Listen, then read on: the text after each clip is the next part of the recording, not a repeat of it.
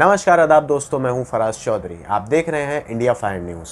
अगर गोदी media channels या न्यूज़ चैनल इंडस्ट्री में भी अवार्ड सेरेमनी होने लगे, अवार्ड फंक्शंस होने लगे और उसमें बेस्ट ड्रामेबाजी, बेस्ट एक्टिंग का अवार्ड किसी को दिया जाए तो उसमें सबसे ज़्यादा डिजर्विंग कैंडिडेट निकल कर आएंगे, वो अर्नब गोस्वामी निकल कर आएंगे। क्योंकि बीते कुछ वक्त में जिस तरीके से इन्होंने अपने चैनल आर भारत पर बैठकर नफरत फैलाने का काम किया है, गलत रिपोर्टिंग करी है, चाहे फिर वो सुशांत सिंह राजपूत का केस ले लीजिए, कंगना रनौत का केस ले लीजिए, रिया चक्रवर्ती को टारगेट करने वाला केस ले लीजिए, इन सब का यही आज मेरा जुला परिणाम है कि अर्नब गोस्वामी कभी तो न्यायालयों के चक्कर लगाते हुए दिखते हैं, कभी पुलिस से कई घंटों तक पूछताछ में दिखते हैं। खैर, पत्रकारिता के अलावा उन्होंने हर वो काम किया है जो उन्हें नहीं करना चाहिए था, एक पत्रकार को नहीं करना चाहिए था। आज की वीडियो में मैं आपको बता रहा हूँ कि एक एनडीटीवी के वरिष्ठ पत्रकार रवीश कुमार ने जो अर्नब गोस्वामी और उनके चैनल पर लगभग 100 एफआईआर करी है मुंबई पुलिस ने, उसका खंडन किया है। रवीश कुमार ने उसे गलत बताया है और आगे मैं आपको पूरी बात बताऊंगा रवीश कुमार ने अपने बयान में क्या कहा है अर्नब गोस्वामी के लिए। मगर उससे पहले आप ये बात समझिए कि हर चीज़ को करने के दो तरीके होते हैं। ऐसे ही पत्रकारिता करने के भी अब दो तरीके बन गए हैं हमारे देश में। एक तरीका है जिसमें आपको फुल ऑन ड्रामेबाजी दिखाई देती है, बदतमीज़ी, चिल्लाना, गालियां गलौज, ये सब दिखाई देती हैं, जिसको आप लोग बखूबी एंजॉय करते हैं। एक दूसरी पत्रकारिता होती है जिसमें आपको आराम से बैठ के असली खबर बताई जाती है, खबर के पीछे जो सच्चाई है वो बताई जाती है, फैक्ट्स बताए जाते हैं और उस खबर का आपकी ज़िंदगी पर क्या असर पड़ सकता है आपको वो भी समझाया जाता है। तो रवीश कुमार जो आराम से एनडीटीवी चैनल पर बैठकर आप लोगों को खबर बताते हैं और देश से जुड़े जो निजी मुद्दे हैं उनको भी उठाते रहते हैं, साथ साथ उन्होंने अर्नब गोस्वामी के लिए फेसबुक पर एक पोस्ट लिखा कल, और उस पोस्ट में उन्होंने एडिटर्स गिल्ड ऑफ इंडिया का एक फ़ोटो, एक लेटर भी अटैच किया। मैं आपको आगे वो भी बताऊंगा कि उस लेटर में क्या लिखा है। उससे पहले आप ये सुनिए रवीश कुमार ने अर्नब गोस्वामी के लिए क्या लिखा अपने फेसबुक पेज पर। उनका कहना था, पूरे गांव पर केस करने की सामंती मानसिकता से बचे मुंबई पुलिस। एडिटर्स गिल्ड का ये मैसेज ज़रूरी है। बेशक रिपब्लिक टीवी का पत्रकारिता से कोई लेना देना नहीं है। एंकर झूठ बोलता है, लोगों को उकसाता है, अनाप शनाप बोलता है, लेकिन उससे खफा पुलिस पूरे गांव पर केस कर दे, ये सही नहीं है। आप किसी एक की गलती के लिए गांव को सज़ा नहीं दे सकते। इससे पुलिस की जांच ही संदिग्ध हो जाती है और अंत में नतीजा कुछ नहीं निकलता है। वहाँ काम करने वाले ज़्यादातर नौकरी की मजबूरी में हैं, दिन रात खुद को कोसते रहते हैं। मुमकिन है ऐसे हालात में लोग फंसे महसूस करते हों, मगर उन्हें एक एंकर और मालिक की सज़ा क्यों मिले। उक्त एंकर ने पत्रकारिता को शर्मसार किया है, पत्रकारिता में बेहुदगी को स्थापित किया है। एक दिन पत्रकारिता में बेहुदगी का कोर्स होगा, तभी तो लोग इस चैनल में काम करने लायक पाए जाएंगे। लेकिन सैकड़ों प्राथमिकी दर्ज करना गलत है। तो अपने इस पोस्ट में रवीश कुमार ने अर्नब गोस्वामी का कहीं सीधे तौर पर नाम नहीं लिया है और यही रवीश कुमार का रवैया रहा है कि वो बिना किसी का नाम लिए तंज कसते रहते हैं, ठाके लगाते रहते हैं, और इस बार भी उन्होंने ऐसा ही किया है। उन्होंने अपने पोस्ट में लिखा था कि एंकर झूठ बोलता है, लोगों को उकसाता है, अनाप शनाप बोलता है, लेकिन उससे खफा पुलिस पूरे गांव पर केस कर दे, ये भी सही नहीं है। क्योंकि अर्नब गोस्वामी को लेकर आर भारत के ऊपर 100 से ज़्यादा एफआईआर की गई हैं, उनके अलग अलग एम्प्लॉयज़ पर, डायरेक्टर्स पर, अर्नब गोस्वामी खुद पर, इन पर 100 से ज़्यादा एफआईआर हैं। तो रवीश कुमार ने और एडिटर्स गिल्ड ऑफ इंडिया ने इस बात को गलत कहा है, मुंबई पुलिस के इस कदम को गलत बताया है कि आप एक शख्स की गलती की सज़ा पूरे गाँव को नहीं दे सकते हैं। आखिर पूरे गाँव की गलती क्या है? पूरे गाँव की तो मजबूरी है। जो आर भारत में काम कर रहे हैं लोग, जो वहाँ पर नौकरी कर रहे हैं, वो इन लोगों की मजबूरी है, वहाँ काम कोई नहीं करना चाहता। और आपने बीते कुछ वक्त में इनके उदाहरण भी देखे हैं।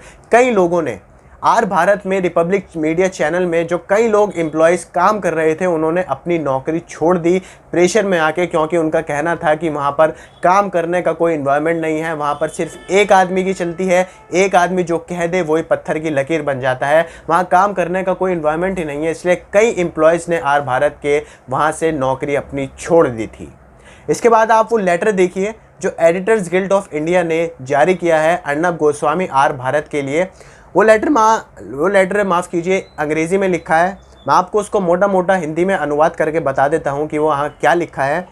उसमें लिखा गया था कि एडिटर गिल्ड ऑफ इंडिया बहुत दुख में है कि जिस तरीके से मुंबई पुलिस ने 100 से ज़्यादा एफआईआर करी हैं रिपब्लिक टीवी चैनल्स पर और जर्नलिस्ट पर, जो कि अभी मुंबई पुलिस के अंडर इन्वेस्टिगेशन में है।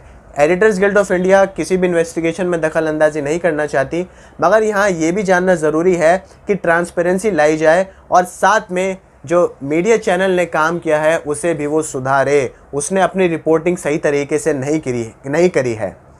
इसके बाद यही उनका कहना था कि यहाँ पे बैलेंस बनाना बहुत ज़रूरी है मीडिया फ्रीडम में और साथ में जो कानून है, जो लॉ है, उसके बीच में। मीडिया जो फ्रीडम ऑफ स्पीच की हुंकार लगाते रहते हैं ये सारे न्यूज़ चैनल, उसके लिमिट्स बनानी ज़रूरी हैं, उसके कानून और उसके बीच में बैलेंस बनाना बहुत ज़रूरी है, ये एडिटर्स गिल्ड ऑफ इंडिया ने कहा था। राइट टू फ्री स्पीच का मतलब ये नहीं होता है कि किसी भी जर्नलिस्ट को ये अधिकार हो जाए कि वो देश में नफरत फैला सके। साथ में उनका ये भी था कि जिस तरीके से उन पर ये आरोप है रिपब्लिक टीवी पर टीआरपी उछालने का, और जिस तरीके से उन्होंने रिपोर्टिंग करी है सुशांत सिंह राजपूत के केस में, ये बहुत ज़्यादा नुकसान पहुंचाती है मीडिया की क्रेडिबिलिटी को और रिपोर्टिंग को। साथ में उनका कहना था कि बॉम्बे हाई कोर्ट ने जिस तरीके से सवाल पूछा है आर भारत से, अर्नब गोस्वामी से, कि क्या आपको यह अधिकार किसने दिया है कि आप किसी को भी अपने चैनल पर दोषी करार दे सकें।